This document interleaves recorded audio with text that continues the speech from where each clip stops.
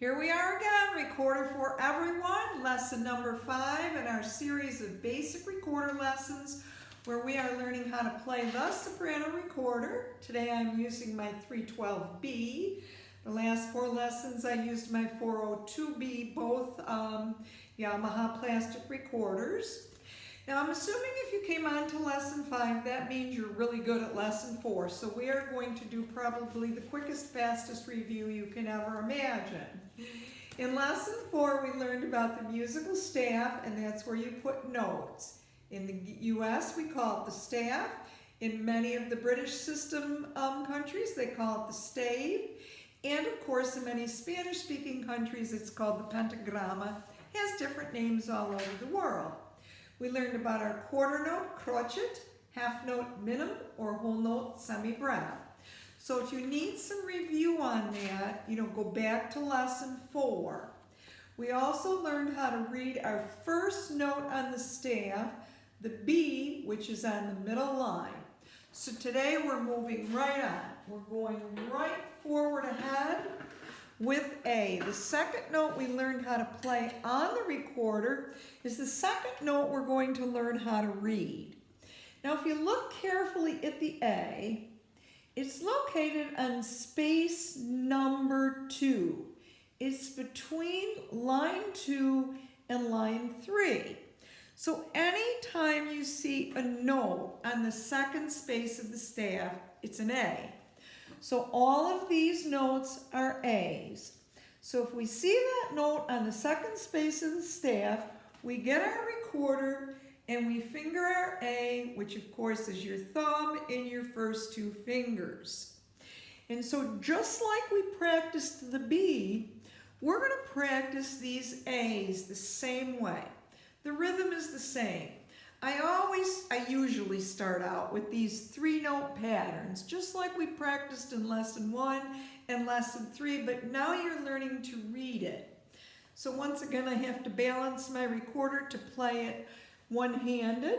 So let's get our recorders ready to play with me, or you can listen to me.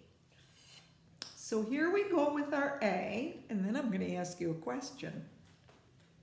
1, 2, here we go.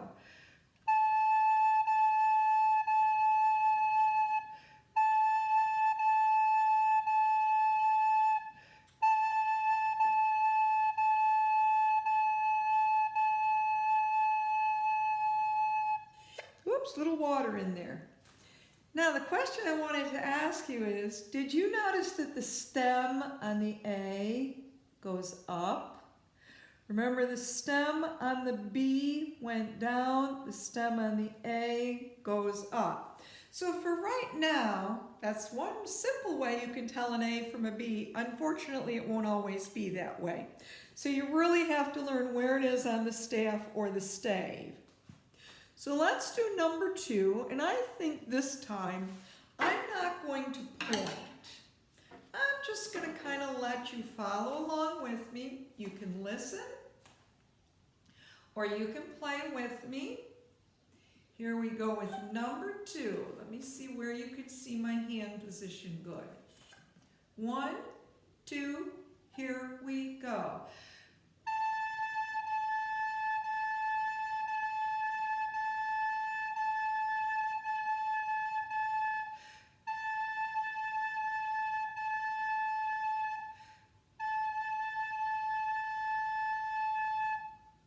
Now once again, as I constantly remind you, when you have a whole bunch of notes in a row like that, all those quarter notes are crotchets, don't fall into this habit. Keep that tongue working, lips are not moving.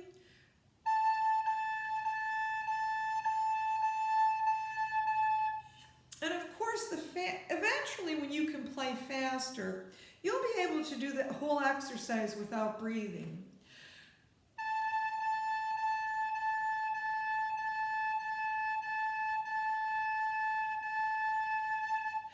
Oops, I didn't play the last note, but that's okay. All right, now when you're very good at the B page, and you're very good at playing these 2 lines, learning how to read the A, You are now ready to mix up the first two notes that you've learned to play, the A and the B. Remember, the A is on space 2, the stem goes up. The B is on line 3, the stem goes down. One way to practice is to speak the notes and move your finger. Watch me do that. A, B, B, B, A, B, A. That helps you move your fingers and say the name of the note at the same time. So let's try to play this exercise. Or you can listen. Get your A fingered, and you're going to move to a B, back to an A. Now, because you're brand new at learning to read music, I've helped you out a little bit by listing the name of some of the notes, but eventually those letters are going to go away so that you can really learn to read music. Here we go. 1, 2, here we go.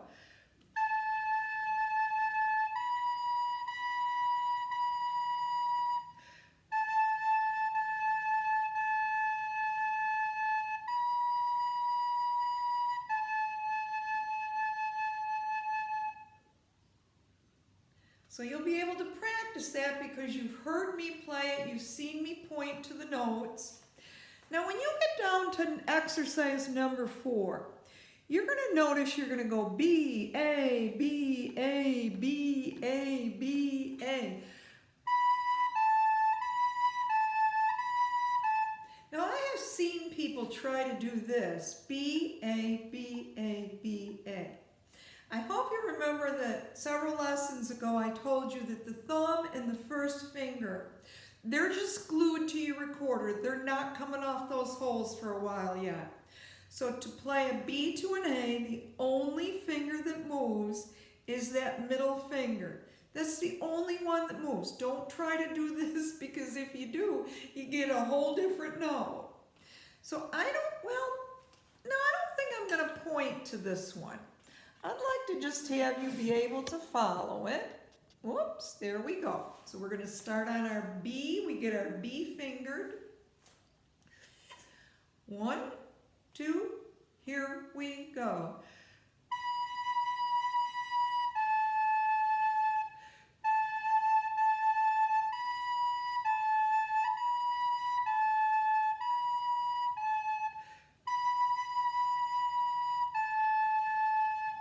Did you notice that we ended on a half note or minim rather than a whole note or semi-breve? And my finger went B, A, B, A.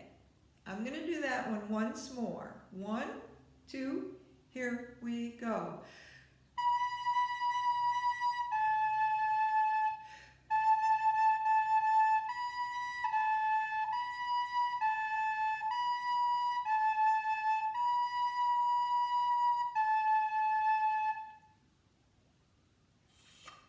Now, once you are very good at that, you are ready to go on to the third note, G. So now we will have learned how to play all 3 of our notes on the recorder. We know how to play them. Now we're moving in the task of reading them. So I want you to look real carefully at the G. Okay? The G is sitting on the second line of the staff. Remember, the B was on the third line, the G is on the second line, and the A was on space number 2. Now if you look at the G, you'll notice that the stem goes up. Well, the stem goes up on the A also. That means you now cannot rely on the stem. You have to rely on where is it on the staff. So to help you out, we have 2 exercises where all we're learning to do is read the G's. They're on the second line of the staff. Their stems go up, so we finger our G thumb, first, second, and third finger, and we have our G, and we're ready to go with number 1. Okay? 1, 2, ready, play.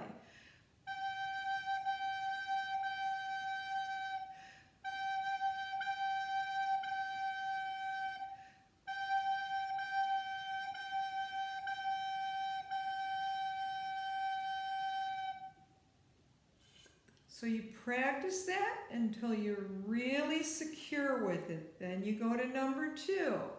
Again, they're all G's.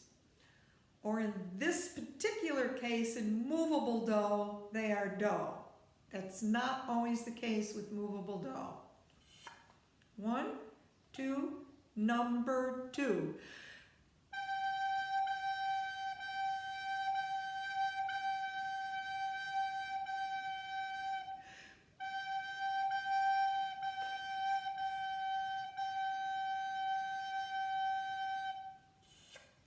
Okay? Now again, when you're secure with the G's and the A's, then you're ready to mix the G's and the A's up. Now, to help you, of course, I've labeled some of the notes, but they will disappear. So again, you want to practice speaking and moving your finger. G, A, G, G, G, A, G. Now just like the A and the B, there's only one finger that moves when you go between a G and an A, and it's your ring finger. Don't try to do this. I've seen people do this. Again, you'll get an entirely different note. So just that ring finger goes between the G and the A. So let's get ready to play exercise number 3. Let me see where you can see my hand.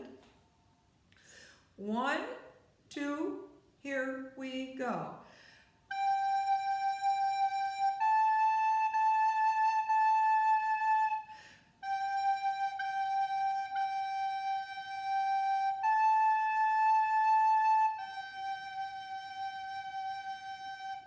So we went between the G and we went between the A. Now if you look at exercise number 4, it does the same thing going between a G and an A. 1, 2, exercise 4.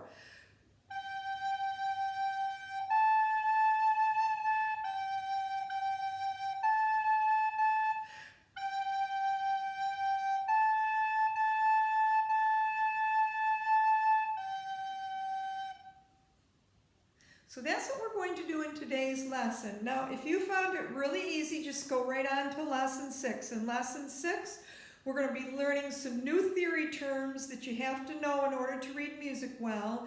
And we're going to be mixing up our G, A's, and B's. And yes, we're going to actually play some songs where you can learn to read them.